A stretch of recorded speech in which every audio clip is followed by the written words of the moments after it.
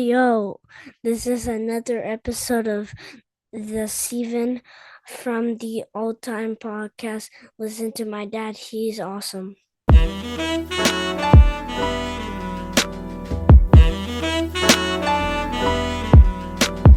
To a new episode of Steven from the All Time Podcast. I am your host, the Ayatollah of Hip Hop, the whole damn show, the rated R podcaster, the visionary, the revolutionary. What else am I? I'm a bunch of other things, but all I know is that we bring you nothing but the best in hip hop and in wrestling, all combined in one. And we do not promote anything Sami Zayn because we don't promote that homeless man. Those views are the thoughts of Steven and Steven only. With my co-host this evening. Hey, what's up, all-timers? You already recognize the voice. It's the greatest there is, the greatest there was, and the greatest there ever fucking will be. Derek All-Time. And yes, sir. You already know who it is. Your favorite co-host, the Black Eric Bischoff, the leader and ruler of the podcast universe, one half of the podcast tag team champions. It is I, Trap All Time. And also remember, I am better than you, and you know it. And boys, we have a very, very, very special guest this evening. I don't even know what's going on, to be really honest with you, but we're going to make him introduce himself on his own level. Uh-oh.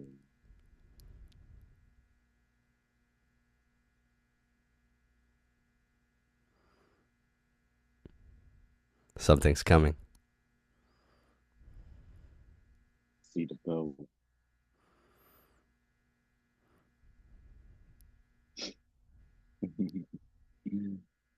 I see the belt. There we go. Oh, man.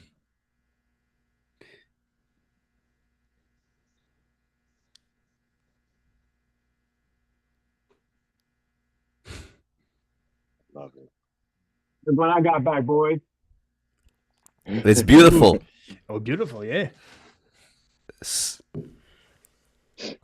You gotta salute the tribal chief, y'all. We are here. We in the house. Let's go. Levels on levels. You know how this is, guys. Tribal chief is in the house. Welcome. Good to be here. Welcome.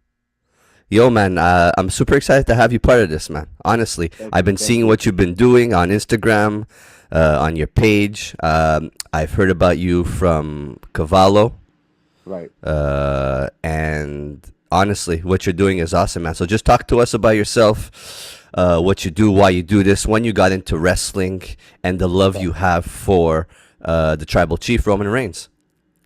Okay, so basically during the Attitude Era, I got into it.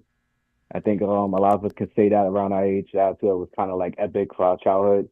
You know, just putting my cousin through glass tables and, you know, actually finding my cousin like he was a real oot. You know what I'm saying? Mm-hmm. Let's see. I've been doing this for about 10 years. I was a Shield member at first. I had the vest. I used to go to different bars, view the events and the PLEs more so. And then my son kind of got me back into my oldest. He was like, Dad, there's a guy who looks like you. There's a guy who looks like you. I said, who? Can't be Randy Orton. Like, who? Triple H? Like, what? Like, what's like? And I seen Roman, and I was like, oh, okay, I get it. It's cool. You know, I was a cosplayer for a while. I did like Batman. I did different other cosplays. But then this one to me is like more befitting because one, not much, as you can see. It's really not much. Right. You know, so, but yeah, definitely, man. I mean, it's getting good. Like I said, levels on levels on levels. And is there anyone out there right now? Anybody out there right now that said it's a face of Roman Reigns cosplay and it's not me? They lying. I love it. You mentioned something super, super cool, and that happened to me too. Your oldest son got you back into wrestling. Correct. It's amazing how we go through years of us watching it, and then we can finally have somebody like me. It was my son, man. He got me back into wrestling. Like, I was out of wrestling for 12 years. And finally somebody was able to bring back into wrestling. So we have that bond that we're able to have with our kids and have a good time. Like last night, my son was with me watching Bad Blood. It's it's just amazing to see, and it's amazing to hear it from you as well. Thank you. Yeah, he's my tribal heir for real. Like he really is my right hand. And it was just, I'm pretty sure a lot of fans felt the same way. We have our love and hate relationship with WWE at times. It's like storyline wise, and we always kind of gravitate. We can never ever stop being fans. Like let's just get that out the way. There's no way we can ever stop being fans of this business, the brand, wrestling itself. Just can't, And I felt like more so with the point I left was after Evolution. I felt like it was just getting stale. A lot of glass ceiling was being made for certain individual wrestlers. I was just like, all right, you know what? I'll tune in from time to time. I'll catch it on my social media or whatever. But to actually be invested like I am now again, like I was 10 years ago, I mean, yeah, it's great. It's great to be back. It's a good time to be a fan again. Happy. I'm a happy wrestling fan again. I'm happy that I can actually enjoy the brand and enjoy the product again. Why Roman Reigns? Kind of look like him, so I was like, hey, you know what? Why not? It's I guess it's a very simple cosplay, but also I can't relate to that. I'm the tribal chief of my own family. I have 5 kids. Wow. I'm the head of the table of mine, so I support everybody in this household. Wow. My wise woman's back there, so she makes it. She's the brains. I'm the bronze, obviously, but yeah, I've been doing it by myself for quite some time. That's crazy. That's awesome also to hear. 5 kids, Thank man. you. That's big. That's a lot of stuff. I have 2 and I can't handle it. I can't imagine 5. Yeah, and all wrestling fans? They get in there. The girls are slowly getting in there a little bit from time to time. The boys are definitely there. They locked in. My youngest son actually, he actually does the one up now. And I'm like, it's amazing how each and every one of them have their own personality, and you get to see that personality grow right in front of your face. And it's like, as a parent, there's a lot things you shouldn't do, things you should, could do around the kids. Just gotta be careful with. But like I said, I've been doing it for so long, being a parent. It doesn't change, but at the same time, because they are like different personalities and older and different ages, it's kind of like, damn, you gotta really, G-check yourself as a parent. Say, yeah, all right, let me let me change this one. Let me check this one out. Let me do this a little bit different than what I did from this one. So. Absolutely. All right, man. Well, it's great having you here. Let's jump into. I appreciate it very much. So let's get into why we're here. Last night, Bad Blood is back. The pay-per-view PLE Bad Blood is here. 5 matches. Atlanta, Georgia.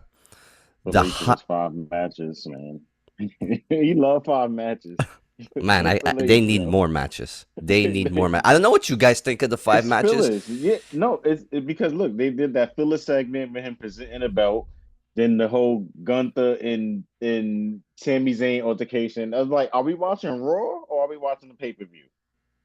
Yeah, and I find that now they try and make it more of like you said, like the Raw and the SmackDown. Right. They want to have segments. Yeah. They want to have people talking in between. We don't need that.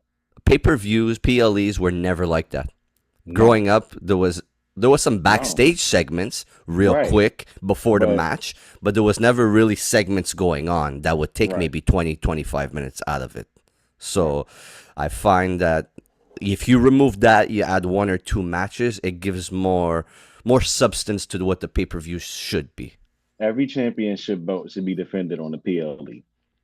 100%. That's it. Every championship belt should be defended on the PLE. Derek, you're starting with your eyes like usual. Why? Right? Derek is already starting with he's going back and forth. For the simple reason that there's too many pay-per-views. Whenever you have a pay-per-view every month, it's hard to further all storylines involving a championship in the span of a month. It's very difficult. That's why we see for 1 month, they really invest more into the the Gunther storyline, and then 1 month they focus more on the Bloodline or Cody Rhodes and that kind of jazz, just because there's too many pay-per-views. If you reduce the amount of pay-per-views and you scale it to a month and a half or every 2 months, now we start getting a little bit more traction, and now you're able to further storylines like it was in the past. In the past, we didn't have a pay-per-view every month. We had one every 2 months, right? So something like that would probably help a little bit better. That, or instead of having one segment in which one person talks, you let some people talk shit before a match. Let some people cut a little promo here and there, see what happens, see what comes out of it, and hopefully that gets the juices going a little bit. It gets more people talking and get more comfortable, rather than just these segments that appear out of nowhere. I was like, oh, we didn't know what to put here, so here's a new belt. Yeah. I'm tired of pay-per-views without Io Sky. Enough pay-per-views without Io Sky. It'll come. Yeah, I know you like Io Sky. So what are your thoughts? What are your thoughts on the 5 matches? I think it's all right. I think it does take away a little bit of the substance of like the titles to a degree. I also agree with the fact that the length of the PLEs, the time we have to wait. Like I thought we wasn't gonna get a PLE until Survivor Series, but apparently we're getting Crown Jewel, which I could appreciate what Triple H did. That's true. I actually thought that was pretty good. But does that belt go away like the crown did? You know, when Gunther had the crown, Nia had wore it for a few. Gunther, I looked at it like, okay, that's just a tool to give me to my next, and which was the heavyweight championship. Mm-hmm. So we're gonna have to see. But they really like doing these crown jewel stuff. They really like having those PLEs, man. I think to them right now, it's exactly. Yeah. It's their meat and potatoes of all the events. Like they go out there, especially since they cut back on live shows as much. So I think that's why they're ramping up more pay-per-views, I'm guessing. Okay, so let's get into this Bad Blood. Like I mentioned, in Atlanta, Georgia, Cody Rhodes' hometown. We'll get into Cody Rhodes towards the end of the reviews. A lot of people were there. Killer Mike, Metro Boomin, Lil Baby. We had X-Pac. We had DDP. I love DDP. I love DDP Yoga and what he's doing for the community. Shout out to him. Absolutely. People be healthy and everything. I love that, yo. DDP is the man, yo. And Trap is trying to make me healthy, so thank you. I appreciate that. Yeah, no problem. Derek, Derek and Trap have been helping me because Derek's the one that's telling me to run. Yeah, you're welcome, man. We must stay healthy, man. If we don't stay healthy, we got to, man. We gotta stay healthy for the long run. Yeah, we gotta stay healthy for the long run. Exactly. So let's get into the first match of the evening. The CM Punk, Drew McIntyre, Hell in a Cell. Banger. As Sheamus would say, banger after banger after banger. Look, oh man, I'm gonna be the picky Steven as I am usually. Oh boy. No, it was a fantastic match. What can you say was wrong about it? It shouldn't have been number one. I didn't want it to be number one. That's the only thing I can give you. I agree with you on that one. Shouldn't have been number one. You cannot promote. How do you follow that? Because how do you follow that? Yeah, and you start off with, if you look at the Bad Blood, the logo, what was the one thing that stood out besides Bad Blood? The Hell in a Cell cage. Right in the middle. So you're promoting that to be the biggest event, the biggest match of the evening. Why are you putting it off first? I get you want to kick it off strong. Well, you know why. We all know why they put that first now, but. Oh, yeah, for sure. Which we'll get to that part at the end. Right. But I didn't think starting with it was the smartest idea because match number 2, 3, and 4 lose so much heat that you're not interested. After the Hell in the Cell, I went to eat food. I didn't even watch the second match as much. I wasn't interested as much as the other matches. It just was like... Yeah. So, look, the match was phenomenal. The storytelling was next level in it. CM Punk beat the washed allegations. Absolutely. He beat the washed allegations because they were trying to say my man was washed. He beat the washed allegations. They Drew McIntyre deserves every penny of that new contract that he signed. That feud from January to now, those 3 matches and the buildup of that feud over time just got better and better. You wanted to see it. Like this is wrestling. Must see, as they would say, this is cinema. Hmm. That was cinema. I agree. We got everything that we used to love in the match. We got blood, but it wasn't too extreme. We got chaos. We got thrown on steel stairs. We got everything, tables, everything that you want. Just brilliant. We even got the beads. That was crazy. Yes. Oh, I was yes. like, The wow, the beads. I beads. forgot the beads. We got the beads again. it Yes. was just amazing how they were able to pull this off at Mm-hmm. that level, Yes. and there's something about Hell in the Cell matches. If you do too many of them, it loses what the magnitude of what that match is supposed to Right. be. I'm glad they got Uh, rid of that red cage. you know what? It wasn't even the red cage. I think it was more of the events, just called Hell Mm-hmm. in the Cell. Oh, Like yeah, yeah, the yeah. Hell in the Cell match is supposed to be that match where it ends it all. Look at the Mm-hmm. matches that went into there. There was Shawn Michaels, Undertaker. There was Undertaker, Mankind. There was so many of like that was the be all end all match to your feud that just sets it. It's done. It's over. Right. Move on. They were able to bring that back last night. They will really be able to bring that back last night. And what those two were able to do in the ring, and like I Mm-hmm. mentioned, the way they were able to tell the story, man, it's like there was a brawl. Yeah. It was Like really, yeah. I can't wait to hear what Derek has to say because Drew McIntyre is in his top five. I know. Like nobody looked weak, Right. and And that that's how you do a match. That's how you do a and match. that full Drew McIntyre with the fucking full red blood face. When was the last From time the we saw mats. something like that? Right From in the wrestling. mats, yeah. So Derek, I want to hear your thoughts on this one. Listen, there's a reason why Drew McIntyre is probably one of the best professional wrestlers doing it right now. There's a Mm-hmm. reason why they gave him the big money contract. There's a reason why they give him the big storylines. Um, the guy's money. And listen, shout out to Punk, even though they, showing his age in terms of him slowing down and him not being as athletic as he was, he pulled it off. It's the perfect setting also to keep a guy like Punk, um, who's a little bit older. Keeping him contained within a cage means he doesn't have to do as much in and around the ring area. So he doesn't have to be as athletic and sort of focus the more like aggressive side of him, which was a standout. Um, I think as far as steel cage matches, I think this was from a WWE perspective. I think this was the best steel cage match WWE has put on in a hot minute. I You think mean it's Hell been in a the while. Cell? Hell in a Cell, my bad. Um, I think it's one of the best to happen, and I'm curious to see where it goes from there for both of them.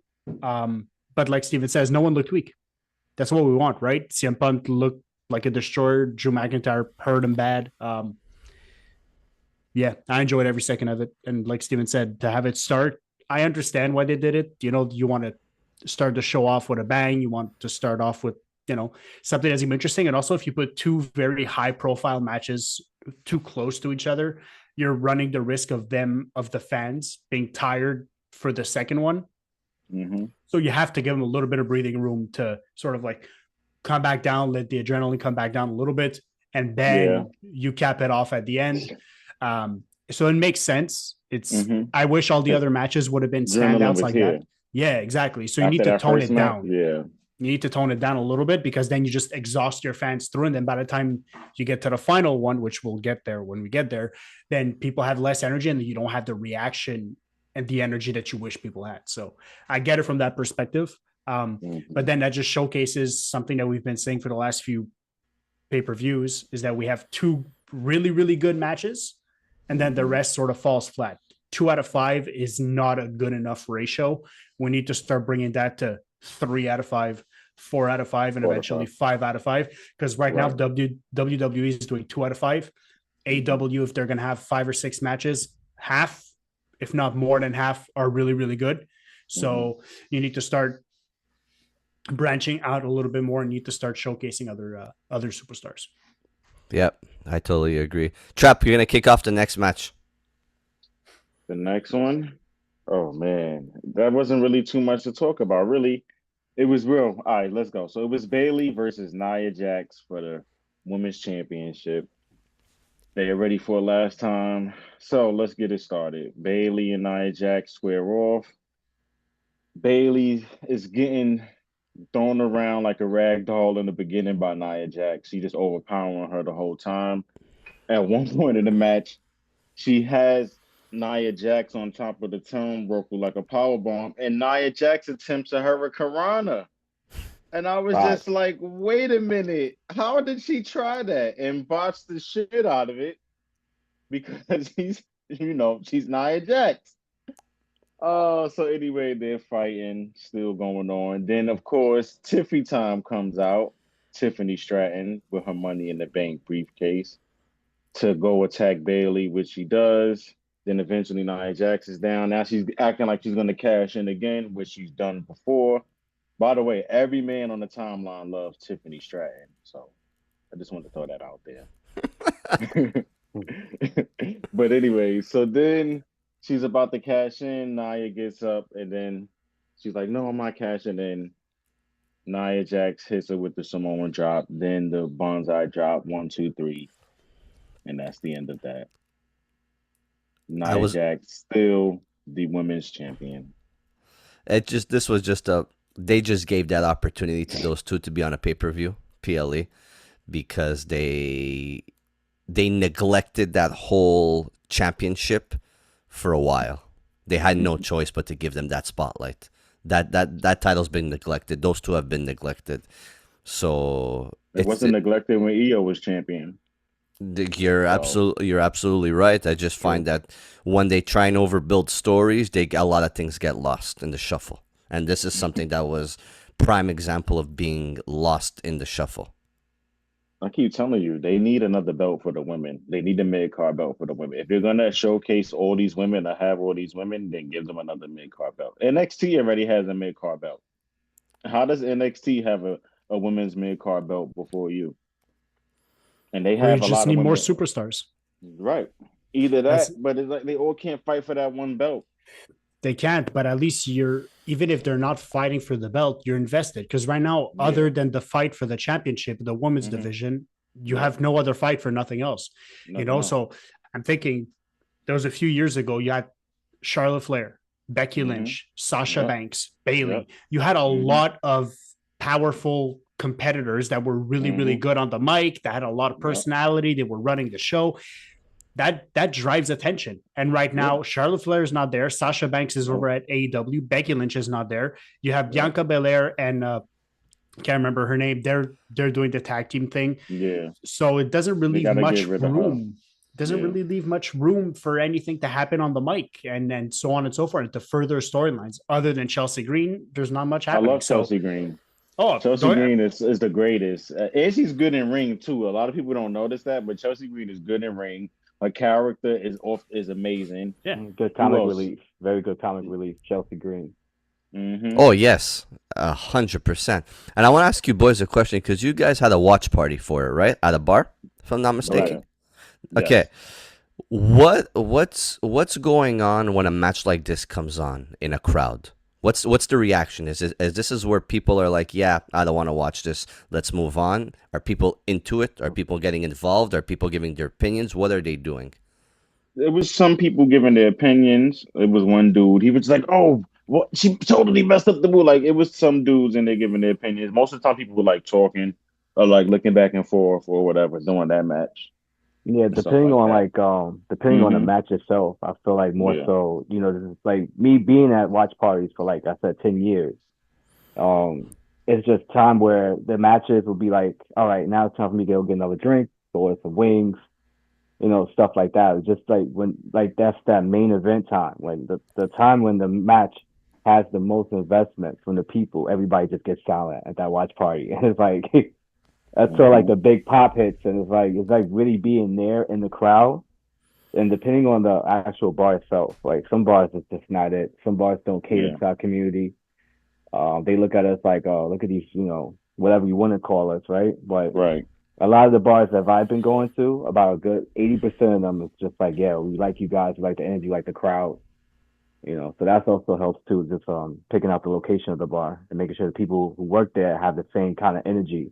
So Mm-hmm. it's not, if you're not a wrestling fan, that's fine. Not everybody's a wrestling fan, but at least don't like look down upon us or shun it. Like, oh, Right. here comes those guys again. Look, that guy is dressed like one of them right there with long hair. You know what I'm saying? Like, yeah, but it's great though. It's good to be in that type of environment. They don't get us. That's the thing. Nah, A lot of people they don't get us. they don't, man. They It's don't. fun. It was Uh, girls there too. It was girls there by themselves. It was girls there with their boyfriends or whatever. Like, it was a pretty decent crowd. It was good. And that's the good thing about where you guys are at. You Mm-hmm. could find bars to Mm-hmm. watch that kind of stuff and still have Mm-hmm. somewhat of a community. Out here where Steven and I live, Mm-hmm. unless you're just hardcore into hockey, Yeah. there's nothing. There's absolutely nothing. Beginning of the NFL season, no one gives a shit. Like Super Bowl, Really? people are just there for the halftime show. So like Steven and I wanting to go to a bar to watch a WWE thing, we're gonna have to make a lot of phone calls to find out who does it. So right. It's sadly it's one of those things, but I'm glad you guys are able to find some places to with your community to do it. That's a pretty cool thing. Like a side note real quick, I don't want to go into details, but I met this guy at a watch party. He was from Massachusetts, I believe or not, and he was just like, "Yo, I had to leave Massachusetts to come to New York," and then he was so shocked the amount of people that he met who's wrestling fans in New York, because he was like, "I have to rebuild all my crew again. I got to rebuild all the people who used to like wrestling with me." So it's like I said, it builds people. Like we have and our wrestling fans, and we have different people that kind of come off a little weird, but everybody is just nice. Everybody across the board, any wrestling fan you meet is genuinely nice to you. Yeah, because we share that bond. We understand. I think that's where it comes from, right? Like I've never really met a douchebag wrestling fan that thought he knew more than me, or that would argue with me, or that would be a prick. I haven't really met somebody like this. I've met Bret Hart fans and Sami Zayn fans, and I just tossed them to the side, but that's just a different story. Again, the views regarding Sami Zayn do not represent the rest of the all-time podcast. I actually, Sami Zayn, he ain't it for me. No, I'm sorry. Thank you, I appreciate that. Stand-up comedy, go ahead, go for it, man. But Gunther, nah, bro. Bloodline, OG storyline. You didn't like Sami Zayn in the Bloodline? Oos. The only thing he brought to the table was Uzi. I thought that was funny. Everything else, the little handshake with Jimmy, with Jay, it was comical. But I don't feel like the Bloodline needed any type of comedy relief. But it did made it better, like the Rock and Sock connection. Any storyline, any character, or even a faction will have like a moment where they do need that little comedy relief to bring something else that's a little bit more organic to like what they presenting.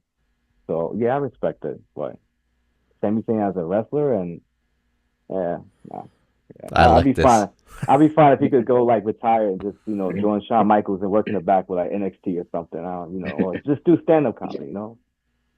Damn. He's gonna be on more episodes with us. Let me just tell you that. Next match we had Finn Balor versus Damian Priest. Oh, Derek's guy. Now I'm gonna start it off with this. What is going on with storylines like this that last 1 month that the babyface wins right away? Why? Why aren't we prolonging it? Why aren't we doing something to make the feud more interesting? Why are we giving the win right away to Damian Priest? To me, it doesn't make sense. I like that feud. I like those two. I was excited to see what these two were going to be able to bring, and how they could really stretch that feud to maybe another 2 months, maybe into a Hell in a Cell type of match, maybe into, I don't know, a cage match, do something else. That's the type of storyline that this should be. But why is the babyface winning right away? Why? They're trying to take advantage, I guess, of Damian Priest right now. Like, he's a hot babyface right now. I guess they don't want to let it run its course. That's what I'm guessing. I don't know. Maybe I'm sorry, go ahead. No, go ahead. I'm thinking more so like from like a Paul Levesque, standpoint. maybe he's like trying to build a story. Maybe he wants the Demon Finn Balor to come back. Maybe we'll see him. Who knows? He doesn't. I read somewhere that Finn was like he doesn't really want the Demon to be overutilized or exposed too much. He just wants to be something like maybe it's going to push him to be like, you know what? All right, now it's time for Demon Finn to come back. Who knows? I mean, I honestly was like kind of lost investment when I see like anybody, whether it be heel or face, go over too much. I need some type of conflict. I need some type of back and forth. I need it to be entertaining to that extent. When you see Damian win again, I'm like, all right, you guys won the Terror Twins. Now you guys won as a face. All right, I get it. And what happened with Rhea Ripley, yeah, that was crazy by itself. But just speaking on Damian aspect, yeah, I hope that it really does bring another side of Finn that we could actually appreciate this rivalry more if they're going to continue moving forward. Yeah, and Finn is probably one of the best in ring in WWE, and he's just being underutilized. And look, it's cool. You put the championship on him, but what else? Finn can do a lot of stuff, man. Like Finn is that good that he could be a heel, he could be a babyface. You mentioned the Demon, you mentioned all that stuff. There's so much that he could bring to the table that he's right here right now, but I think he could be at the top, even give him title shots. Yeah. So Damian Priest, we all know he won. Let's see where that storyline goes down the line. I'm sure on Raw there'll be something. And we're all good with this match. We can move on. Yeah, we can move on. Yeah. So we had Rhea Ripley, your favorite match, versus Liv Morgan, your favorite girl, with Dominic Mysterio, your favorite heel, above the ring in a, what did they call it? A Shark bird cage? Shark cage. Shark cage above the ring. Yep. He wasn't even above the ring though. He was like above the ring. He was above the ramp, which all right. Here's some takeaways that I got from it. So apparently, Liv and Rhea were actually wrestling pretty good and smoothly. It's just that they kept shooting to Dominic because obviously something was going to be involved with Dominic. So if you were watching from home, you probably missed most of it. But from what I've seen, fans who were actually there, they were saying it was actually a pretty good match. But from the TV perspective, it just didn't register. Not to me. Because like I said, they just kept going back and forth. You see shots of Dominic in the cage. It's like, no, focus on the wrestling in ring. Because Liv Morgan actually improved her wrestling from way before. Like I didn't like her in the beginning, but that character grew on to me because it fits her. And she actually improved really much in the ring. We already know what Rhea Ripley brings, so we don't even need to talk about that. But for Liv to keep up with Rhea, I really thought they could have did more with that, just focusing on that, as opposed to keeping focusing on a Dominic Mysterio aspect, which I get it. She took him in, but like let's keep the food focus on them and let them really showcase what they can do. Because I realize if you focused on them mostly, they would have probably brought the feud home more. But like you just keep getting distracted by Dominic now. Now all you're gonna keep talking about is Dominic Mysterio. And he's not even involved in the match. So that's my takeaway from it. Derek, what'd you think of this one? Yeah, for me, I agree. Maybe I watched a different version of the match, or maybe I went into it with less expectations, I guess, but I genuinely thought it was a good match. The wrestling that I did see was really good. Like you said, I think Liv Morgan has improved greatly in the ring. There was a lot of spots. She seemed quick. There was no botches.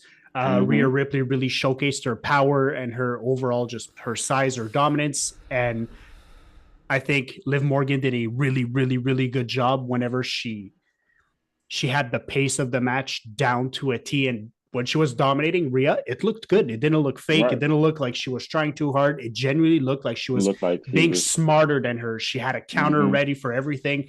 I think that looked great.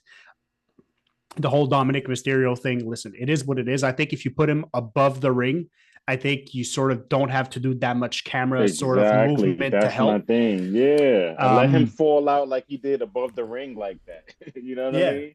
That was I brilliant, though. Yeah, it was. That was have it do. But then they botched the end with Raquel Rodriguez, so Yeah. that kind of that was botched. for you the Yeah. So that's where Rhea. I think if they would have tied it in well, but we would have gone back to the whole like ruthless aggression era, of which I would have liked to see Rhea take out that kendo stick and pretend to put it where the sun don't shine, because they kept saying, "Oh, he went to jail. He went to jail." I would have liked a little Rhea Ripley, like, "Hey, is this what they did to you in jail?" And just I would have liked something like that. And then Raquel comes in, and then that's where everything went south really quickly. I was confused. Raquel is a powerhouse. When she's just a power, she's good, but she's as powerful as she is and as strong as she is, she doesn't have the look and the personality to match the role that they want to give her. She genuinely looks like a nice person. She doesn't look like a mean powerhouse, like Rhea Ripley. Like Rhea Ripley looks like a mean powerhouse. Yeah, absolutely. Nia Jax, mean powerhouse. Nia Jax, right. Yeah, but she kind of looks like a nice person. And then like it was a little weird. She was carrying Liv Morgan out of the ring, but then Liv Morgan didn't want to get carried out of the ring. That looked weird. Then she said something. She put him under the pen after the ref. It was. He looked like he was upset. Like, "No, what the hell I missed? Like, you just missed the whole fact the ref threw out the match." That was quick, huh? Yeah, that was quick. Yeah, I don't think that was supposed to happen. I don't know. Yeah. Listen, it is what it is. When you start getting a lot of people involved in things like that, it starts looking a little dicey, a little spicy. I think if you wanted to make that look good, you have Dom fall out of the thing, and then you have him sort of MacGyver his way out of the shackles, and then you have him cause a distraction. Bang, Liv Morgan wins 1, 2, 3. Dom has found a way. There you go. That's it. That's all. That's how it happens. They exchange a little kiss. She slips a key in his mouth. Like, you could have done that. Shit like that. Yeah, could have did that. But overall, for the match itself, other than the shenanigans, it was good. It was good. Yeah, no, I agree. It wasn't good. The wrestling that they showed, that was good. I'm just saying, I really wish they would have showed more of it. Yep. As opposed to just kept cutting back to Dominic in the cage. It's like, I want to see the wrestling. They cooking right now. They cooking. Liv Morgan reversing everything. Yep. So let's get into our main event of the evening. Can we say, is it? Yeah, we're gonna see. The main event was It was. We'll see. The main event was I mean, until the end, but it was So we had Cody Rhodes, the American Nightmare, looking like the gay Captain America. You say that all the time. But this time he did definitely look like the gay Captain America, because they cut off the sleeves. Do you mean the gay Homelander? Or the gay Homelander. Right? Yeah. Tag teaming with the OTC, Roman Reigns. Please show your OTC shirt in the camera, please. Yes, sir. Yes, sir. With the OTC. Now, before we say who they fought against, did Roman Reigns not look phenomenal walking through that curtain? He is shredded. Word. He's putting time in the gym. He is the best he has ever looked on camera. Gone is the bulletproof vest. Crazy. I seen that. That inspired me. I was like, yeah, I gotta go harder. That definitely inspired me, man. I'm like, oh yeah, I gotta get more. I got inspired. Hey, I gotta trim down on those carbs, man. Me too. I love carbs though, bro, but I gotta trim down on that. Yeah, man. Even seeing, like, I don't know if you guys saw it, like the video he had before he came back. I think it was with what's his name? Cody Green. Mm-hmm. I was like, that kind of motivated. I'm a gym head. Like, I live in the gym. I'm a gym rat, and that motivated me even more. Just seeing him so shredded, I was like, shit, this man came back, and considering his health condition, like to be that shredded, to be that in shape, like there's no excuse for anybody to not be in shape. And especially for a guy like him, who for most of his professional wrestling career wrestled with a shirt, a vest, struggled with a little bit of his appearance under the shirt. And like you mentioned, his medical condition, for him to come back, especially being a little bit older, the fact that he could pull that off at his age, even considering all his medical history, listen, kids, hard work pays off. Get in the gym, eat well, you'll see some results. Patience is a virtue, kids. Get after it. And also the way he came to the ring, he didn't walk slow like he usually does. He just marched on down to get into the ring with a purpose. Exactly. Like he's like, okay, let's get this shit over with type attitude. And I thought that it was amazing. And the way his character right now is changing, and it's not changing fast, but it's the little things that you're seeing from Roman Reigns do that he wasn't doing before. I'm really, really enjoying that stuff. Really, really enjoying that stuff.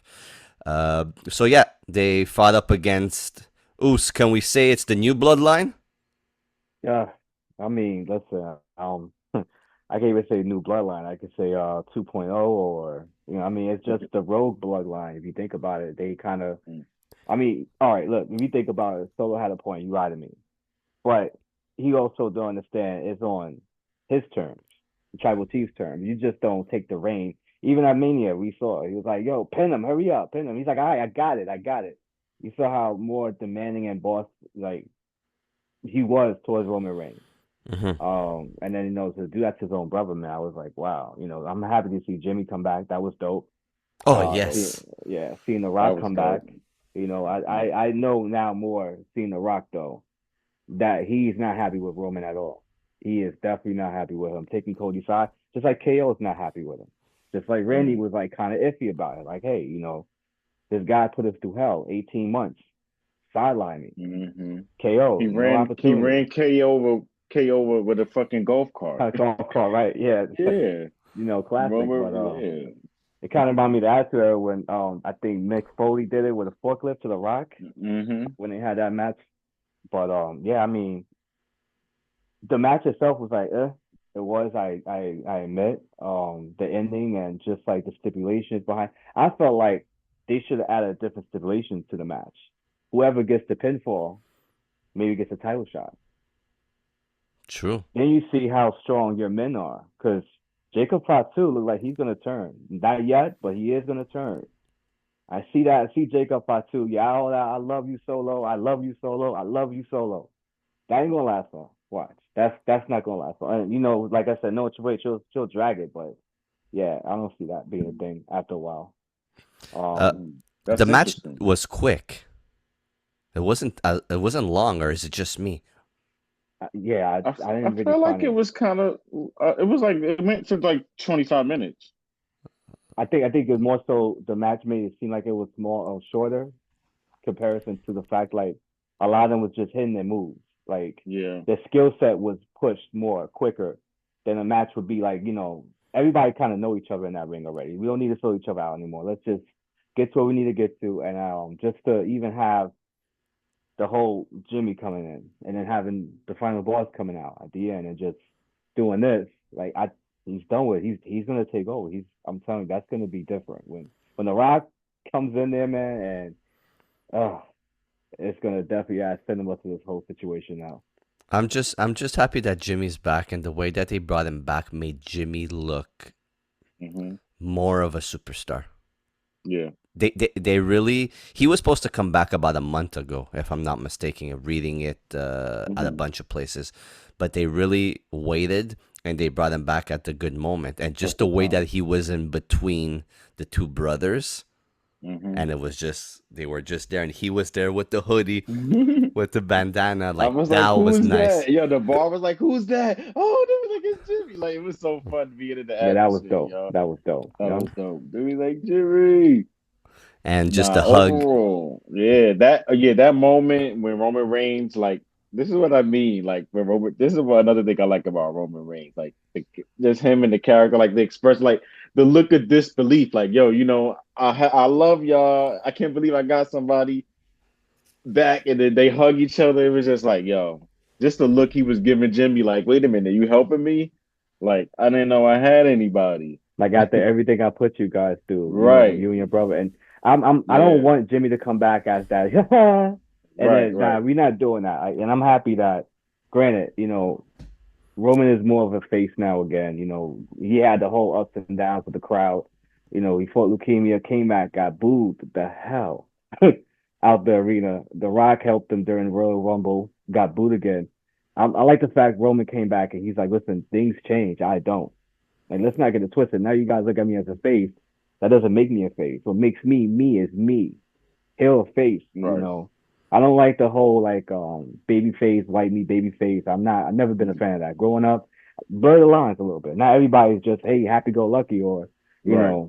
right. So I I understand. like the character development though. Kind of remind me, I know you guys watch Dragon Ball, but it kind of remind me of Vegeta character development. Yeah, Hmm. yeah. Growing up, and then seeing Jimmy come back and the hug and embrace, I'm hoping that Jay come back. I know he's doing his thing in the IC title, but to see at least Jimmy, and then after the fact, on Rakishi's page, I know you guys noticed he was putting up, pray for Jimmy Oops, Hmm. and I was like, oh my God, I hope he's okay.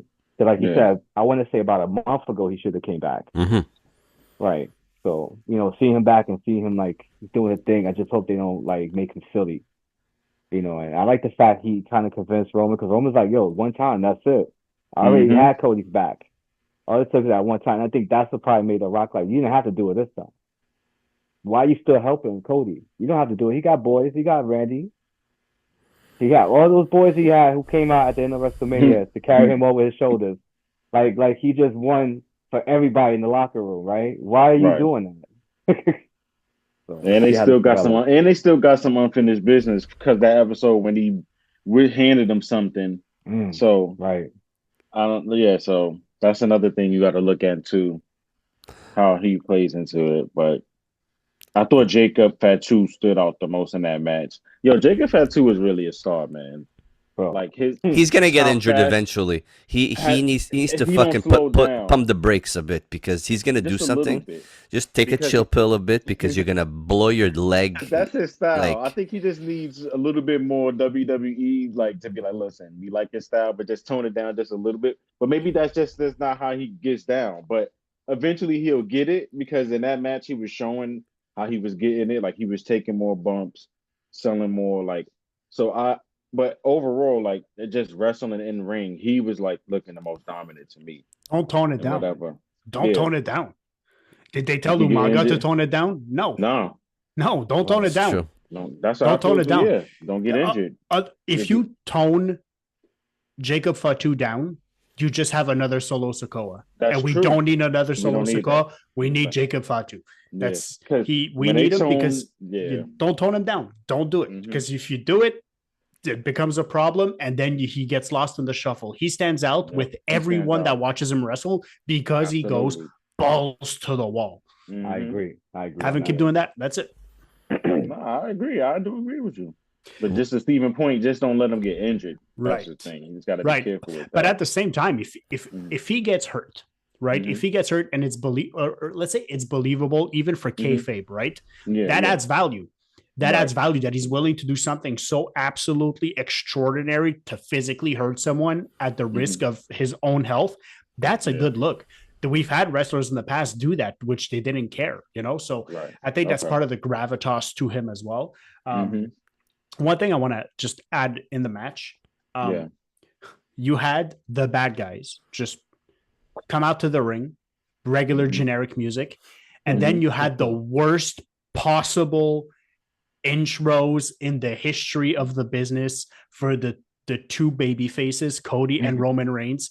It felt so disconnected, unorganized, absolutely not needed to have all those people next to the ring playing instruments. Were they playing? Were they hmm not playing? I don't know. Did they know when to play? I don't think they did. I feel like they just got a text message. Hey, you need to show up with your instrument. They're like, right now? And then they didn't know what to do. That for the beginning of it took me hmm straight out of the match right away. Luckily, the action in the ring made up for it. But that hmm intro it just didn't do it for me. You know what it did? You know what it didn't do for me? I'm done with this whole Cody involved in this storyline now. Move on. Get him out of I here. agree. I agree. I I'm agree. tired of seeing him I said with the that whole too. bloodline. Yeah. Yeah, Remember, he it's was supposed to be done last week, and he said, and then they were like, "No, you got to team with Roman." He tried to well, leave already. well, they did it. They wanted to just bring back Yeah, I know. Jimmy and The Rock, Yeah, of and course. And so they did that now. So now get him out of there. but they should have listened to me. He can't. They didn't listen to he me. can't now because remember, The Rock said he got unfinished business with him. So they should have. If they would have listened to what I was saying when I said you get Cody Rhodes attacked before the match, you do not show who attacked him. You get him out of that whole match, and you just have Roman go up against Fatu and Solo, and then you come out and say that it was The Rock that attacked Cody. It would have been a brilliant move. No? I agree with that. And then have Jimmy come along and try to help Roman. Yeah. I don't know because so then it'd be a handicap match. Yeah. Like majority. And then I want to say the majority of the match, probably not the whole match. Unless he does get jumped, but then he comes out later, like, oh, he's been beaten up, and like he tries to help. Yeah, we've seen it happen, and it makes so much sense. I don't want to see Roman tag Cody. I don't want to see Cody tag Roman. To me, it's just too rushed. If you would have done it maybe in a couple of months from now, if they needed an extra hand, that would have been the best way to do it. Not now. It happened too quick. Like Roman's match after WrestleMania, right? His first match, and it's like have him and Cody Rhodes tag team together. It's like it is too quick. So it is too quick. Also, have Roman Reigns take the title from the canvas and hand it over to Cody. No, don't do that. Don't do that. You don't. If you're Roman, you're just staring at that belt the whole time. Cody picks it up himself, and you just keep staring at that belt, and that's all you do. You don't touch it. You just look at that belt, the way Randy Orton did whenever they had that embrace. The same sort of thing. And then The Rock comes out, and I texted Steven when that happened, and I was like, that pop was absolutely fucking insane. It was, though, the bar went insane because a lot of people were expecting it. And then some people were like, nah, he's not coming, whatever. But then we thought it was going off. So Cavallo goes, yo, The Rock should have came out. Soon as he said it, if you smell, everybody just started screaming like, oh. I was like, yo, the chills you get. And then he comes out with the People's Champ belt. Yo, The Rock kills me with that, yo. Horrendous title. That's fire. He just got to be. You guys like that belt? I love it. I love it. I like the detail on it. I love it. But this makes him more of an asshole. The fact that he's carrying it out, like knowing that the people don't like you right now, like, but that's still, okay. Like, you cannot. You love to hate The Rock. You know what I'm saying? And it's like there's times where you just can't. You just can't hate The Rock. You know what I'm saying? Like, it's crazy, man. I like it. Yeah, I like it. I agree. The pop he got, then he just stood there. He gave the people's eyebrow. The crowd went crazy.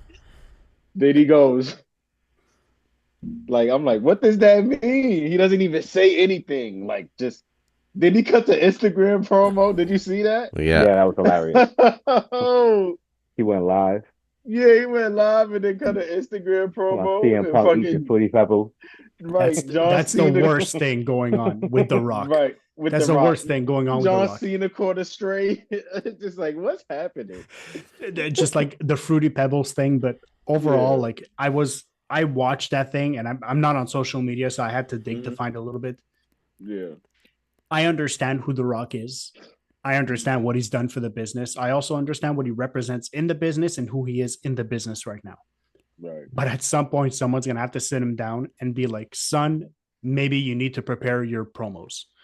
Because that was too long of him saying absolutely just sweet fucking nothing. He wasn't saying anything. There was no substance to it. He had a few jabs, but it felt like it took him a minute to get to his punchline. Right. For me, that just didn't cut it. If you're gonna have The Rock come out and sort of do that, and then that's it. He gets eclipsed. That's it. That's all. You don't see him. You don't see anything like that. Or because we all saw it at the end of the event, there was an altercation in the back. Cody Rhodes, Kevin Owens were exchanging words, and then Kevin Owens attacked him. Right? I love it. If you want to keep The Rock being a bad guy, Kevin Owens attacked him. The camera just pans, and you just see The Rock sort of look at Cody Rhodes, do a little smile, and walk away. Mm-hmm. The Rock doesn't need to talk all the time. He doesn't need to do it. Guess what? You don't know about the final boss until you fucking fight him. Pardon my language. that's what it is, right? So I think there's interesting ways to do this, but I think The Rock holds the big end of this metaphorical stick. Yeah. So I think it's a lot of his shots. So we're gonna see where it goes from there, I guess. The Kevin Owens attacking Cody Rhodes after the event outside in front of the fans. I enjoyed it. Love that. I knew something like that was gonna happen eventually. I enjoy it. And I like how they did it instead of, because people were like, yo, why did they just do it at the show? We're like, no. I like how they did it like this. Let's keep kayfabe alive. Let's draw the line. Like, is this real? Is this fun? Like, let's do that again. Like, I love that. It's wonderful. And we know of all the matches and all the storylines in which direction they're gonna go, and that's one of them.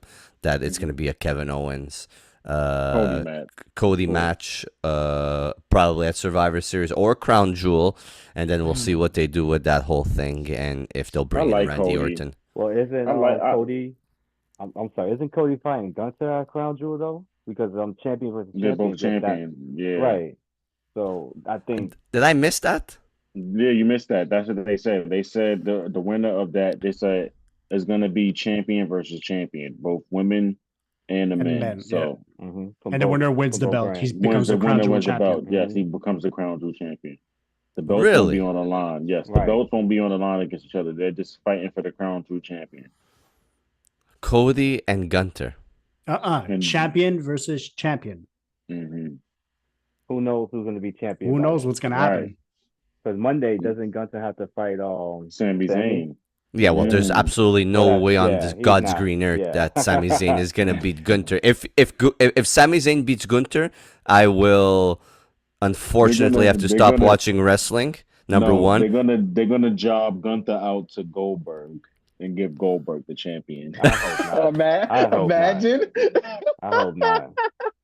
If they do that, I'm gonna stop watching. If they do that, I'm definitely gonna stop watching. Just have Braun Breaker versus Goldberg and him retire his ass for good. Fuck. They could do that. I like that. I like that. Take him out, Braun Breaker. Get rid of him. Right. Yeah, that could be his retirement match. Right. Yeah. You know, but tough love is like the love that Shawn Michaels Vince... gave. What's his name? Shawn Michaels gave Ric Flair when he said, "I love you." Right. Tough love. Mm-hmm. You know. I can see that. Because if this is Vince McMahon, that's totally something they would do. Goldberg jobs out fucking Gunther and wins the belt. Man. Derek, you have a thought you want to add? I have a question for you guys. Yes. The Rock comes out, does the whole whatever this. However, I don't see the bloodline being threatened in any way, shape, or form. And I remember thinking about this last night. I remember going, what are the chances that we see the bloodline? The bloodline 2.0. So the Tongas, Jacob Fatu, Solo Sikoa. What are the chances that there's going to be a match down the line on a pay-per-view that's going to be Reigns, Rock, Usos versus the bloodline 2.0? Not going to happen. The Rock and Roman are not going to. It's not going to work. Now it's not going to work because The Rock he did it to Roman and Cody. So there's no way that they're gonna get together and form something. It's not gonna happen. We don't know what happens. The Rock cuts a promo and then Jacob Fatu and Solo attack him and beat the living fudge out of him. It won't happen. What happens then? It won't happen. But what are you setting up? What are you setting up right now? They need a leader. Solo isn't the leader. The Rock is the leader.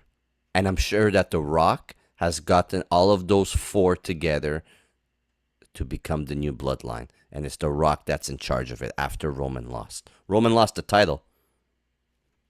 He got downgraded. So The Rock has to step in and form his own bloodline with those four to go up against the Codys of the world, to go up against the Romans of the world, to go up against whatever Roman is going to put together. Because I'm telling you now, Jimmy's just the first piece of the puzzle. Just the first piece of the puzzle. Roman's is gonna form his own thing. He's gonna go after the bloodline. The Rock is gonna be involved in there. They're gonna have matches. Roman and Rock. I think WrestleMania, one of the main events, is gonna be Roman and Rock. I kind of don't want to see it. I wanted to see it when they, when they should have. I don't know. Now I want to see it because there's a lot more into it. But now we need to ask the expert in Roman Reigns what he thinks. What would you do? What would you want for yourself? So how I see this playing out, I agree. The Rock should be the one orchestrating all this. More so with the fact that I think it's more for family. You know, like Rock was big on family. You know, first it was, hey, listen, Cody, step aside. Let me do the honor. This is what the fans want. WrestleMania. Cody was like, to hell with that. Everybody was like, we want Cody, which is fair. I agree, fair. More so with that, I think it's about the family aspect of it, like their lineage line, their legacy in the WWE, how much his high chief Pia, you know, they all involved in that family tree. I think that's why The Rock formulated, if he is behind formulating this new bloodline, and I don't see Solo wanting no part of that. Solo wants that co-sign. He wants The Rock to co-sign for that. Roman is just like, yeah, okay, you got to understand. And probably from The Rock's perspective, he's more so considering Roman like, yeah, you lost, but you also lost to Will Fowler too. You just lost the belt, which you put over your family. So I think that's going to be more like a compelling story to tell. Like the whole Drew McIntyre think that he's like the actual hero in the situation, where he's being villainized the whole time, and in his eyes is like, hey, you know, Drew is the good guy, and CM Punk's the cancer in WWE or any brand he goes to, right? So I like it. I want to see this now more than ever. I didn't want to see it when there was a title match involved. I didn't want to see The Rock and Roman. Now I do. Now it's more involved. Now it's family. Now it's legacy. Like, bro, like, you know, look at the way you treat your cousins when you had the belt. Now Jimmy is backing you up again. What about Jay? He's IC champ. He got his old yeet thing going on. That's a good point. I agree. That's a good point. It makes a lot of sense. That's a good point. Well, I have a question for everybody. CM Punk. What's happening with CM Punk? Is this the end of Drew McIntyre and CM Punk? I'd like to think so. CM Punk wants to fight Braun Breaker. You didn't see NXT last week when he called him out. He said there's a lot of good talent and blah blah blah. He's like, pretty soon you're gonna see me face to face with Braun Breaker. I don't know what they're gonna do with that, but he wants something to do with Braun Breaker. So they're probably gonna explore that, which makes sense because he's kind of in that realm with the championship title with Gunther and Seth Rollins now and all of that, and the hunt for the Gunther title. So, like, they might do that, or he might just take some time off. I don't know. No, there's too much going on. They got too much superstars. What is Seth Rollins gonna do? He came back. I'll tell you what he's gonna do. I'll tell you what's gonna happen. Man. I think By the way, I like Joe Tester on Raw now. He grew on me. I do. I love him a lot. Like, he grew on me. Because you and Cavallo, Steven, were like, oh, I don't like the new guy. He's horrible. I like him. He grew on me. He has a lot of passion. Like, he really get you into it. It's like I'm watching, who's a good sports announcer that gets you into the green? Like Marv Albert, like those names, like who do sports and their voice is just iconic and they get you into the game. Like when he does that with the wrestling, like I like it. Like, yeah, he gives the matches like you. That whole that big fight feel, right? You know, like that's what they need.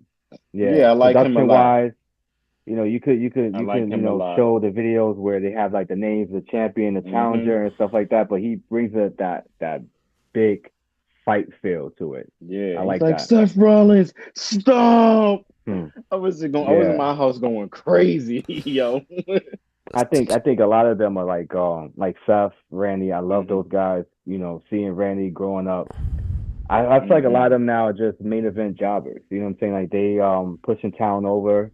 Yeah. Locker room leaders, you know, if you want to say that too as well, with more respect on it. Yeah, they've been doing it for a while, especially Randy. He's been doing it for since 2004, over 20 years. Wow. And then to see Randy's character development in real life, not break to kayfabe aspect of it. Randy Orton was one of my favorite wrestlers. Like I hear voices. I actually gravitate more towards Randy, you know, at one point. And then I was before that I was like Stone Cold, you know, Attitude Era. But even before that, you know.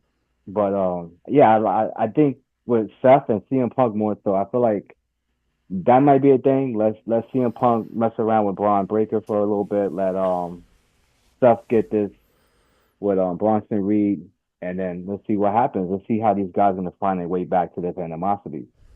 Yeah. CM Punk and Seth will be a very compelling match. Let's say they really don't like each other in real life.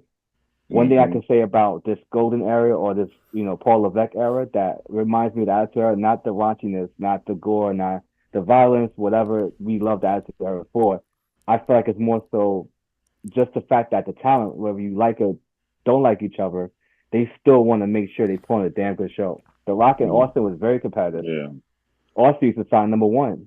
The Rock looked at it like, fuck that. I want to be #1. I should be #1. And I like that about this era and what they bring to the table now. I like the fact that CM Punk look like he can play nice with others now. So it's like I said, it's a great time to be a fan, man. Really Absolutely. And to your point on the CM Punk, like I wanted to mention, I think CM Punk is going to go after Gunther for the title because CM Punk wants that title. And there's going to be one person that's going to mess that all up for him, and it's going to be Seth Rollins. And Seth Rollins is going to make... No, Seth Rollins is going to splash him. No, Seth Rollins is going to be the guy that's going to stop CM Punk from winning that title, and then that's where the feud's going to continue off on. Going into WrestleMania, those two being one of the main matches, Seth Rollins, CM Punk, because it was supposed to happen last year. It didn't. It was supposed to happen last year because of CM Punk was injured. How long, let me ask you a question. How long do you think Gunther's holding on to the world title, and who do you think is going to be the one to beat him? I would like to say Drew McIntyre. Do you think he's going to hold on to it as long as he did the IC title? No. Okay. I just wanted to ask. I just wanted to make sure. He's losing probably at Mania. I think into who? Too. Into who? Drew McIntyre. So Drew McIntyre is going to win the Royal Rumble, is what you're saying. I have a big feeling that that's what they're going to do. Drew McIntyre has to come back strong now. He lost the Hell in the Cell. But they have no choice but to push him to the top. So, no? Okay. All right, so then now with that, right, I was thinking about that, like, because I feel like Drew respectfully hasn't been really getting a good push. He signed a new contract. Maybe you give him an IC shot. Maybe you have him go against Jay. They got unfinished business. You know how he felt about Jay at one point. That's true. And then at the same time, you don't really take away so much from Drew, but then you still don't give him that push because the talent is so loaded right now. It's so loaded. You guys spoke about a women's title needs to be out just so they can get that type of acknowledgement towards the women. Maybe like a bantamweight title or something, like, or like an IC title for the women. Who knows? But for men, like their roster is so loaded, man. And it's like I don't see Drew and Gunther. They're both heels. Like you got to make that make sense in a way. Unless Drew decides, like, he got his ass whooped and he's like, he got a little taste of humble pie. Face. Right, so he got a little taste of humble pie now. Baby face again. The Irish, got a little taste of it. Right. But then how does Braun Breaker fit into all of that? Because you see he was already staring down. Once they took the IC title off him, I already knew they was going to push him to compete for the heavyweight division. So now how does he play into the title range? Because he's not ready for it. It's not his time yet. No, I don't know. I totally agree. But obviously they're pushing him because, they see a lot of potential in him, but I don't think he's ready yet. Make him win Rumble. I feel like he should have held on the IC title a little bit longer. Or maybe they'll make him win it again. Who knows? Maybe give him another reign for it. I don't know. Or make him win Rumble. Him or Drew to win the Rumble. Braun wins the Rumble. He's going to come off next level strong. And then he's going to beat Gunther at Royal Rumble. At WrestleMania. I don't think yet. We can't rush. That's what I'm saying. So how long do you think Gunther holds the title then? If Braun Breaker wins and you saying Braun Breaker's not ready yet, so then he doesn't win. So Gunther retains it again. I don't know, man. Who's the one to beat Gunther for the time? I don't know. Like you said, like Tribal Chief said, there's a lot of talent on that roster. Absolutely. Boys, I want to know your score on 10 for this Bad Blood, and we're gonna give Oos, the Tribal Chief, to be the first one to give us his score. Okay, well, based off of storytelling, I say it's a good 8. Okay. I say it's a good 8. Matches 7.5. Presentation, a good 8. Build up, a strong 9. Build up. Mm-hmm. I like the fact that especially with Crown Jewel, I thought that was like the biggest thing that was like the storytelling already, because now we have SmackDown going to 3 hours, so now you can have Gunter go over there, SmackDown, cut a promo with Cody, then Cody goes to Raw, cut a promo. So it's like, you don't get time away taken from Gunter right now because they're doing it to the year. So at least you kind of spread that out and then have those two go at it. I like that. I thought the Crown Jewel announcement was like one of the highlights, besides The Rock coming out, obviously, and Mm-hmm. Jimmy coming back, and I feel like I said with the Dom match too. I agree. I feel like Yeah. it was too much focus on Dom. Like Mm-hmm. that distraction shouldn't have been there for those ladies. The ladies put on a fucking hell of a performance that night. Yeah. And Nia Jackson, Bailey, I was over that. Like that was something to me. I was like, all right, I'm tired of seeing it. And then when she Mm-hmm. botched the Hurricane Run, I was like, all right, I'm over it. I'm over it. I'm over it. So yeah, I liked it. It was pretty good. Mm-hmm. Trap. I'm gonna give it an 8 out of 10. I really enjoyed it. I didn't go into it with any expectations. That's my new thing now. I'm just letting it ride out. Like I said, the first match had me on a high, this high. Like it took me a while to come down. Like that's what I was talking about for a while. Overall, I thought the other matches were decent and solid. Um, like I said, the last match with Jimmy returning, The Rock coming out, so that took it over. Chills when The Rock came out because definitely wasn't expecting that. But overall, I thought it was a good Bad Blood event, and yeah, I'm not mad at it. So I give it 8 out of 10. Derek. 7 for me. The first match was really good. The Mm-hmm. Ripley Liv Morgan match was really good. It had its shortcomings. The Nia Bailey, it was just a filler. And then the main event, other than the pop, other than The Rock coming out and Jimmy coming out, I didn't really, from a story wise perspective, it all made sense. But from the Right. action in the ring, for me personally, Yeah. I've Same. I've told you guys this before. I'm done with Cody. I'm done with Cody Rhodes. I know. I know how you. I'm just done I with wanted watching to him ask wrestle on you. pay-per-views. I'm done I with want him. to. How do you feel about his title reign? Like, how do you I've feel about it? I wanted to ask you I've that. never seen someone be pushed so hard, and everyone was pushing across the world was pushing for Cody Rhodes, and I feel Mhm. like right now he's letting everyone down. I feel like he's letting himself down. I don't feel like he knows what he's doing. His promos are all out of whack. It's just this. I Oof. feel I feel like Cody Rhodes is kind of like a it's kind of like a hungry man dinner. Mhm. When you're really, really, really, really hungry, you put that hungry man dinner in the Yeah. microwave, it's good. It hits the spot. But if you have a hungry man dinner every goddamn day, eventually you're like, yeah, you know what? I'm done with this stuff. And Mhm. that's the thing with Cody Rhodes. So right now, what I need from Cody Rhodes, I either need him to lose ASAP Rocky, I need him to lose, or I need a heel turn. Yeah. I need an American Nightmare. That's what I Yeah. I'm that's about what I to. I need. think that's I what I agree. need. You're coming Yeah. I out with the agree. skull and the wings. Right now, we know that all the momentum is behind Roman Reigns, and he's on Mhm. SmackDown.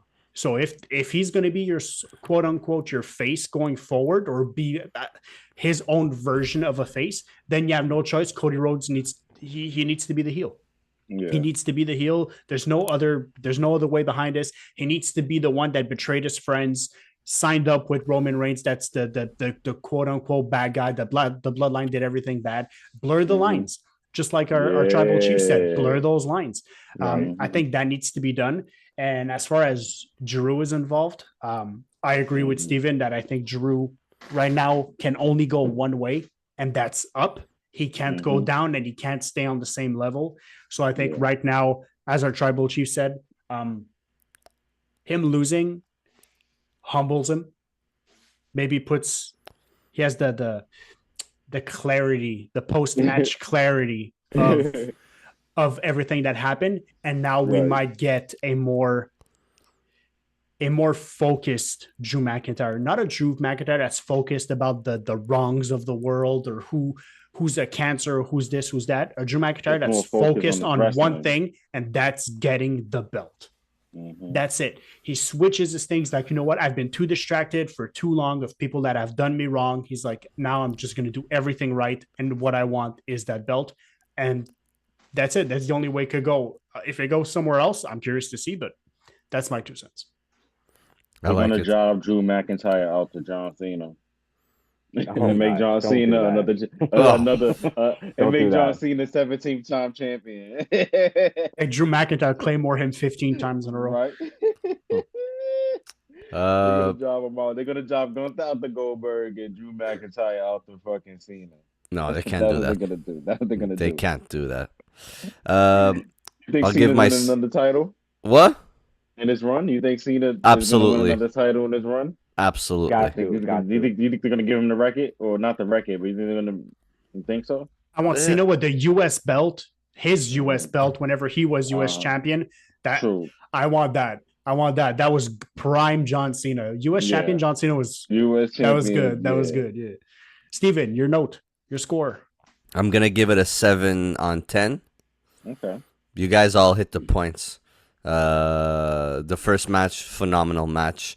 The last match, the big hype over it. Seeing Jimmy The Rock come back. I like what they're doing with Roman. So, to be honest with you, I just think he looks so powerful. And his aura, I would say, right? Like it's just next level. Next level. I'm going to the Look, gym tomorrow. the best thing of the evening was that how he came out. He came out after the champion. He came out after Cody Rhodes. It wasn't Roman coming out, then Cody came out. He came out Got a at big the pop end. and everything. Got a big pop and everything. And it goes to show where Cody is, at what level Cody is, and at what level Roman Reigns is at. Of course. You Think know of it that way. Think of it who's the face of your business right now. Yeah, That's true. That's true. You're right. And just the middle of the matches were just fillers for me, and they could have done a lot better with which matches they had chosen to put there. Look, you should have put Gunter, Sami Zayn, so we could get rid of it real quick, and on to the next put one. LA Knight on there or something, right? Against Andrade or against Carmelo or against somebody, I don't know, or against AJ Styles. Oh, well, they fought already. That was so. A good too. But There's so much matches you could do, but I get it. And we'll see what happens with Crown Jewel. We'll see what happens with what they do with that enormous championship belt. I don't even know how you can walk around with that belt. We'll see what they do. I'm excited. When is Crown Jewel? Is it in a couple of weeks, a month? Like 2 more, I don't know. Yeah, that's a good question. I think it's like, I'm about to look that up right now. Yeah, it's supposed to come soon because Survivor Series is at the end of November. Crown Jewel. I don't see a date for it. I'm sure tickets coming soon. Yeah. Well, hey, look, let's see what they can do with Crown Jewel before Survivor Series. Build up more stories. Look, Roman is there. He's full time now. 2nd. November 2nd? No, November 2nd. Yep. Okay, so that's in a month from now. A bit less than a month. So we'll see where it goes. And Io Sky's on there. Yeah, for you, I hope. That's all you want is an Io Sky match. I'm tired of not seeing it on pay-per-view. She gives you one of the best matches on Raw, her and Bianca Belair, and then she's just not on nothing. Do you see those women's matches that they had there? Could have put an Io Sky match there. And the thing about Io Sky could work with anybody. I agree. Her style. I agree. She could be a brawler. She could be a high flyer. She could be a submission technician. I don't think there's anything she's lacking in ring-wise as skill, Io Sky. Couldn't agree with you more, to be honest.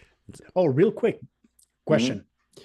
We don't know for sure. It hasn't been confirmed, but we do have a very good idea of who it's going to be. What do you think about Motor City Machine Guns coming into WWE? Listen, I know I'm talking TNA and I'm talking old school TNA here. But have you guys ever seen them wrestle? Have you guys ever watched some of their stuff? I used to watch TNA. So to me, I just feel like, again, this kind of ties back into the Vince McMahon documentary, like kind of like when you take over territory, like you want to compete, but you also want to keep the business. If one company is taking everybody in, there's not enough room for everybody. You don't feel like there's enough room in the tag team division? Oh no, I agree. Yes, For the tag team they division, need yes, that. they need that. But Man. again, you add in more stars. It's like, are they now? If they do add them, are they even going to showcase them? How are they going to use them? Like that's my only concern with the WWE because you could get whoever you want, but it's like you're going to get them and then don't use them or you barely see them. So I just want to see how that works out. They could do stuff You know there. what That I'm tag saying? division. No, I agree. They can do stuff there because that tag division. Are they going to SmackDown or are they going to Raw? SmackDown, right? No idea yet. SmackDown. I'll put them on Are they going to? SmackDown. Okay, Yeah? on the SmackDown thing. Yeah, I'll put them on SmackDown. Yeah, I feel like SmackDown would need that division to get a little bit more eyes on it. You know, like it was at one point I didn't even know who was the champion, tag team champion. I was like, oh wait, that's right, Bloodline is. But then before that, it was like DIY. It was like, okay, how long that title reign last? Not long. Like, yeah. And Raw, they should have got more. Yeah, they should have got more. They need to put the AOP on them. AOP needs to be the Raw Tag Team Champions. Yeah, but then I mean, not the Judgment Day. Yeah, but with Final Testament, do you keep them as a faction? Like, what are they even doing? Exactly. I don't even. Well, you could keep Karrion Kross, keep him as the heel fucking stooge manager, but have them push AOP to be the dominant tag team champions and let them beat people up because they're actually good. And let Finn Balor be a solo. And so you break up Judgment Day. No, don't let them be the tag team champions. Okay. And then I'll keep the Raw. Yeah, keep AOP. Put AOP the tag champ on the Raw. That's how I would see it. I will keep Karrion Kross as like this whole puppet master angle he got going on because it really is just a puppet master. Like, okay, let me see who else I can manipulate. We saw the Miz, and now we see. You watch AEW, kind of like Don Fowler and his faction. He could play that role. Yep. But the thing about Don Fowler is like his faction. Are they a heel faction or a baby face? Because I know he's a heel manager, and then at one point he had Ospreay in his group, and then Ospreay was like, "Well, you know what? I don't want to do it." And then he just like let him go from the group, and then it's like at least Karrion Kross, he's like going in Miz ear, going in what you call it, the new Xavier Woods ear. Like at least I like that doing though. I like that. Like he's doing something. But do something with that though, like right? That's the thing, exactly. Yeah, you gotta do something. We have a lot of good tag teams. Like I've said this before. I think the Street Profits together and the Street Profits individually are absolutely lights phenomenal. Out, fantastic performers and fantastic wrestlers. I can't believe Montez Ford still hasn't gotten a singles championship belt because that guy is absolutely insane. Severely underrated. Listen, you have good factions. You have good now. Motor City's coming in. That's another good faction. They need to start pushing the storylines of the tag team division to the point where it was during the Ruthless Aggression era. They need to push that. We need to get people involved. We need to get the story. So that way, whenever we do have factions split up, it's a big deal. You know, someone betrays another person. It's a big deal. They're making a singles push for a title, you know. We need to go back to that because it's not happening. Like when Carmelo Hayes turned on Trick Williams. Yeah, he went single. We need that kind of stuff. We need that. And then he cut the whole vignette in a chair And then when you do that, you don't hold your champions hostage. You don't hold your world champion hostage. You don't hold your universal. You can have a main event that involves tag team champions if it's written well and it's promoted correctly and the quality of the matches are there. You can have a number 2 main event, a co-main event. That's a tag team champion. You could do it. So that way you don't strangle your champions and they have to put on the show or they have to perform 1 out of 2 pay-per-views because then it just feels rushed for a lot of these storylines. You need to divert, let the main storylines build and then let the smaller storylines sort of pick up that speed and carry the show if you want. I agree 100%. I agree, Derek. Once again, Derek with great knowledge and insight, ladies and gentlemen. Always. Absolutely. Derek is the part of the month, right? Yeah, I'm the wise man of the podcast. I'm saying as far as good takes and overall, Derek is the powder of the month, man. I feel like more When it so comes like to this. with the fashions, right? I agree they need to have like some type of um more angles is gonna really like make it more cinematic, I guess, to a degree to make the angles give the tag team titles more of a push. Also, back in the the Attitude Era, back in any era, you always had that breakout artist, right? That breakout talent that was in the Right. fashion, that like the Rock in the Yeah. Nation, like even with like the Shield, Mm-hmm. all those three guys in their own right, respectfully, was kind of like a breakout artist, but they wanted Roman to be that guy Right. to represent the company, right? So I agree. I also feel like Riot Six Mm-hmm. Final Testament Mm. that Agree. would be a banger. That would be a banger. Tag team belts, that would be a banger.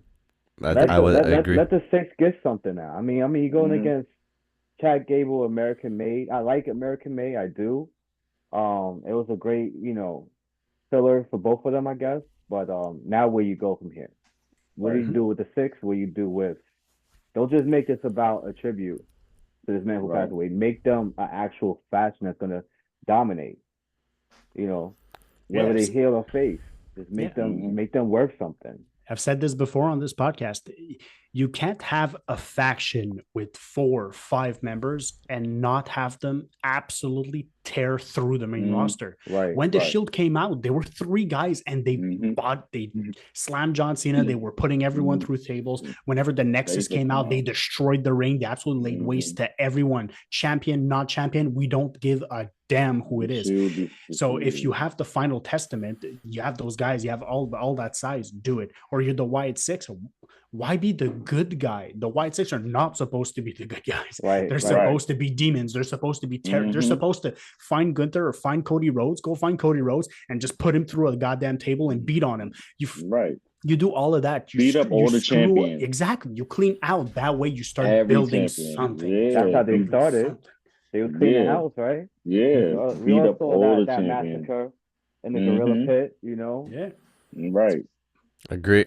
Yeah. Boys, it's time to get up out of here. But before there, it's your first time on the show, and when we have special guests, we play a quick game with them, real quick. So I'm gonna ask you for your top 5 in 5 seconds of a given category. All right. So I want to hear your top 5 favorite wrestlers all time. Go. Shawn Michaels, Triple H, Mm. The Rock, Mm. Stone Cold, and Roman. Mm. Your top 5 favorite tag teams of all time. Wow, that's a tough one. Steven being spicy. Never really a tag team fan, really, so much. Really? Yeah, I just never really if I had to be more up to date with it, I like the Rock and Sock a lot. I thought that was pretty dope. Seeing like the odd couple in that. Yeah, the Usos, obviously the Usos, they was great. Mm-hmm. Edge and Christian was pretty good. The Hardy Boys. Mm-hmm. Yeah. And I like DIY. I like DIY. Okay. I like them. Yeah, I like the wrestling style. I like their mic. I like their the whole gimmick. Pretty dope. Okay. Even their merch. The merch is nice too. They have like the DIY merch. Pretty dope. Your top 5 favorite matches all time. Razor Ramon, Shawn Michaels, Screwjob, Rock, Stone Cold. I like Rock and I would say Hogan in a way. I like the ending of it. Cody and Roman round 1. Okay. Yeah, I actually I really do agree on round 1. That WrestleMania 39. Mm-hmm. Yeah, like, I think that was 39. Right. Was it? That was fucking phenomenal. That set the tone, right? Mm-hmm. I set the tone like, yeah, all right, yeah, I'm the big dog, man. This is my yard. Like, forget it. Your dad was this, even with Roman cutting those promos, like, wait, have you ever seen this before? Have you ever competed for this? Your dad taught. Yeah, I loved it too. Like, I love it. And then now having this round 2, yeah, I mean it was great. It was a good decent match. We all knew that Cody was gonna take the belt, but to actually have him win the way he won, yeah, I get it. It made good for storytelling, but yeah, Yeah. Yeah. they couldn't get Stone Cold, I guess, because of money reasons. But to see the Undertaker come out was just like, oh god, here we go again. Like I like the Yeah. Or Undertaker. I'm a big fan of Undertaker. me too. I'm a big I feel fan of like if he Undertaker. was gonna do it, at least go all in. Have the Phenom be the fucking. I get it, you're old, but Yeah, dress up. right. Like He's fucking Mark Calloway, like he's on this he podcast and wasn't he even jumps like in the right. He rock. wasn't even like the Yeah, American badass, yeah, you or at know. least he could at least did the American Badass, at least something. And then they catch Like, him like running out after that. yeah, You seen that, right? It was nah, like, yeah, like yeah, come on. It would have been more effective if he would have dressed up in his old Undertaker gear. That plays with it, yeah. But I get it though. I just didn't think it needed to be there. None of that. That Cody, Yeah, no, if I you agree too. But if put they were Cody gonna over do it, at least correctly, do it right. yeah, right, but if you're gonna right. put Cody over to beat Roman Reigns, why does he need help from John Cena, The Undertaker, and all Right. the other guys? Why? He should have done it himself. You just downgraded Or his character, right? that's how I felt too. That's how I felt. But people were So, like, oh, last one. Uh, this is a hip hop podcast as well. I don't know if you listen to hip hop music, I do, but I do. so I want to hear your top 5 favorite artists of all time. Tupac, Biggie, Jay, Nas, and Eminem. Wow, like that. I like that a That's lot. a good list. That's a solid list. I like that he had Tupac on there because not too many people keep Tupac on there. And me personally, Tupac is always one of my favorites because I feel like he was the essence of what hip hop was, and he covered every aspect. And I feel like if you were a fan, he gave you everything. If you just wanted to hear the club records, he gave you that for people who just want to listen to that. If you want to hear introspective records, he also gave you that. If you want to hear records for the girls, he gave you that. If you know what I'm saying, he gave you pretty much He was the every first one to aspect. really do it, right? If you think Right. Yeah, about it. he gave you pretty much every aspect of what hip hop was. He made you think. So I feel like he was pretty much something for everybody. Even if you didn't want to listen to everything, there's something that you had of Tupac that you like. You Hmm. understand what I'm saying? So, Right. and that's rare. That's really rare that you get that from artists. So you understand? So like, I feel like in the short amount of span that which Tupac did it in, I feel like doesn't get talked about enough. From you see him in '91, and then he's going in like '96. Right. So from his debut album in '91, Strictly for My and whatever. So when that comes out, then he does movies and everything on top of that. So Yeah, you really he was get, yeah, in a yeah, short time you get all of this, but it feels like he's been around for a long time. But you right. Hmm. He only was like get the Pop Smoke, I right. believe. Like I felt like that, and even like what you're saying, how he just, was Mm-hmm. able to tap into every, type of genre in rap. Like Right. even with Dear Mama, like that boy, Yep. that's something stick close to my heart because me Of and my family, course. we didn't have a lot, and then to have Mm. that POV of a mother Right. to be announced in the rap business where it's just about sex, money, Mm-hmm. drugs, and Yeah. just talking shit about females, dogging the hell out of females. Them to Yeah. just put that there was like, yeah. That's why Tupac, in my opinion, was like number one. And then we got to the beef with Mm-hmm. Biggie. I was like, yo, that Yeah. was just like epic, man. I was like, yeah, here come that fight. Bring that smoke, guys. Right. That's amazing. But I like Um, that list though. Solid list. um, the last thing before we get up out of here, man. I appreciate you very much being on here.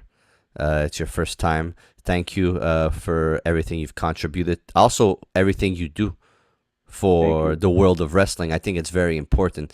Guys like us, I'm in my 30s, man, mid 30s, and to be able to love something as much as I love wrestling and still be able to be into it.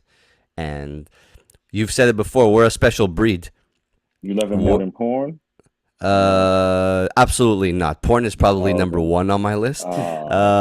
You gotta start. Come on, brother. You gotta come on, man. but Porn but is wrestling, the devil, man. but wrestling is something I cherish deeply, and everybody in here in this room right now does the same thing, and be able to still enjoy it as much as we do at the age that we're at is amazing, and it's that time that we're able to just be like, forget everything else around us. Let's just enjoy what's going on right now.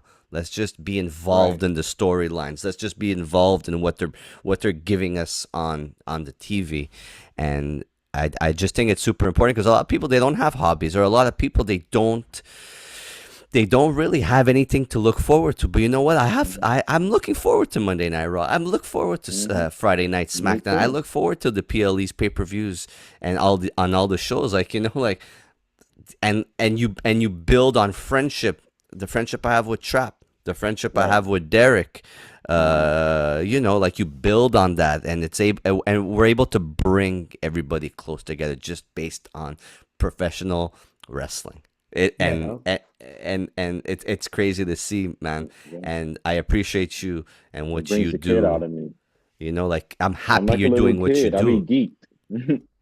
But like what I he appreciate does. that. Yeah, I definitely Yeah, me appreciate too. being here too on your show, guys, and moving forward in the future. Hopefully, definitely could be on here, more often than once. But yeah, it's like you said in our community, man. Even with me, like before Roman came back, I used to get a lot of heat, a lot of heat. I'll go to like the Barclays, and if he would be like, "Oh, tribal queef, whatever," then they'll say like, but it's out of respect, and it's Out of like the respect, fact yeah, that I yeah. got that heat. Hmm. It's just like I used to wrestle. I used to do UFC Oh, training, nice. so I'm not Wow. just like right. So I'm Okay. not just like a look, but as I had more kids, obviously childcare was an issue, and things of that Right. nature. But I told my boy, I was like, yo, listen, man, this is my last hurrah. Like, this is it. Like, I might be a wrestler, I might be a UFC fight. Who knows? I don't know what my trainer's gonna take me at. But just the fact that I've conditioned myself, I lost 40 pounds. I think we all could agree the pandemic had everybody kind of, Mm-hmm. in a different place, in a different mind space too, But Absolutely. going to events and just getting that heat, and it's like the fact that I could just relay it back. People just like I remember one time I told this guy, he was like, I forgot what he had told me. He was like, "Oh, you have to pay for that belt." I said, "Yeah." I was like, "Just like you have to pay for your outfit. That's right there in Target." I said, "Look, you're gonna return it right now because you got the name tag and the price tag on it." Everybody was just laughing. I was like, when they pop at me, I just shoot back. I don't, and it's all love though. It's not hate. It's not animosity. It's No. still Right. all love, right? Because they're gonna expect a Roman Reigns. Like, what do I look like being like? Oh, hey, all right. No, I'm gonna Yeah. shoot back. You shoot at me, I'm gonna shoot back. And then he's Yeah. like, yo, this It's is never awesome. it's never out of disrespect.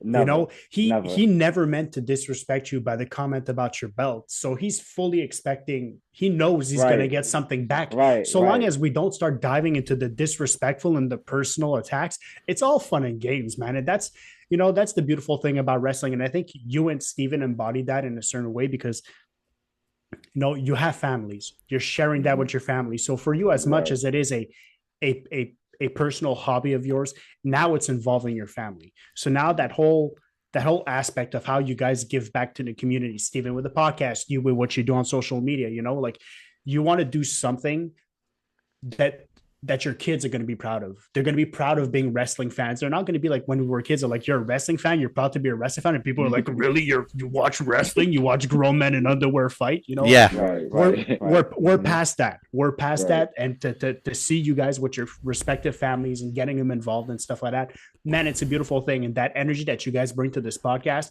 it's a family affair. This is a little family that we have here on this podcast of just talk about wrestling and just talking shit about Steven's hair or whatever the case may Yeah. be. Like, And it's that just talking stupid hat he shit. has It's on now. it's love. It's That all hat love, is man. stupid. I It's just all love. realized that. That hat is stupid. I was Yo, I've been out noticing all that. night. Give me a break. Don't wear that stupid ass hat on the show again.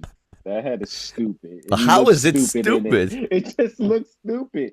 Like Derek said, that's It's the white definitely boy hat. It is the what it white is. boy socket dad hat. Take that shit off. You're cooler than that. Okay? Uh, so appreciate you, Or at man. least Any you bring last the words? glasses back. When can people find you? What's your handle on Instagram? Let them know. Okay, so we got Roman Reigns cosplayer on IG. New Nice. content is on the way about 2 weeks from now. Definitely gonna be doing some more collabos. Yeah, wait on it. Like I said, it's levels on levels on levels. Like, yeah, granted, I look like the man, but I am the tribal chief. I am the needle mover. I am the original tribal chief. Mm. On this island of see you guys at right now with me. Little files right here behind me. The belt's right behind me. More content's on the way, guys. I look forward to working with you guys again. Appreciate you, man. Thanks for being on here. Thank you guys. Appreciate you guys too, man. And on that note, if you're not down with that, we got 2 words for you. Acknowledge him. Acknowledge me. Peace. Oh man, peace. Later.